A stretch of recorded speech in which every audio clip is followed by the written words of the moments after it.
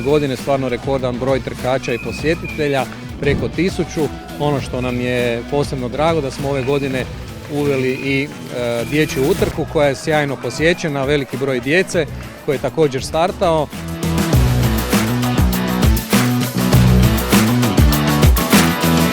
Pa evo, prije svega htjela bih čestitati Međunarodni olimpijski dan svima. Meni je stvarno velika čast biti dio ove velike sportske priče.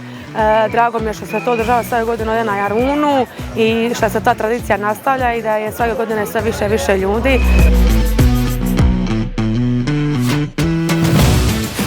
Baš lijepi događaj, Olympic Day, odmah si nekako u duhu olimpizma i super, treba da ljude malo pokrenemo.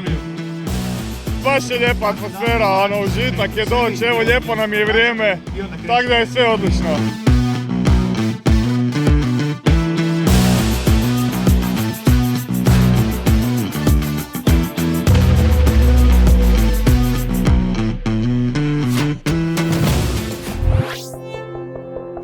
Jako sam sretna što sam i ove godine dio Olympic Day Rana i naravno tu sa drugim kolegama olimpijcima i jako nam je drago što možemo podržati ovakvu jednu sportsku trkačku manifestaciju i što se održava svake godine u sve većem broju i ono što me posebno veseli je što je prva godina da se održao i Kids Run, odnosno utrka za klince i evo nadam se da će i iduće godine biti u što većem broju.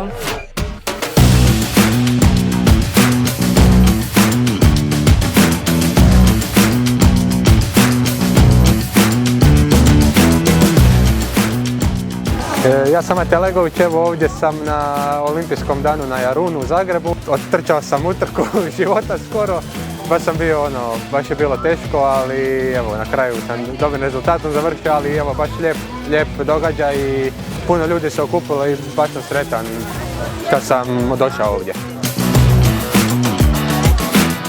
Dobar dan svima, buongiorno a tutti, benvenuti, dragi ljubitelji sporta, dobar dan, dobrodošli. Jugoslavstvo Italije i Talijanska unija sretni su što danas slave s vama olimpijski dan i što mogu najaviti zimske olimpijske igre Milano Cortina 2026.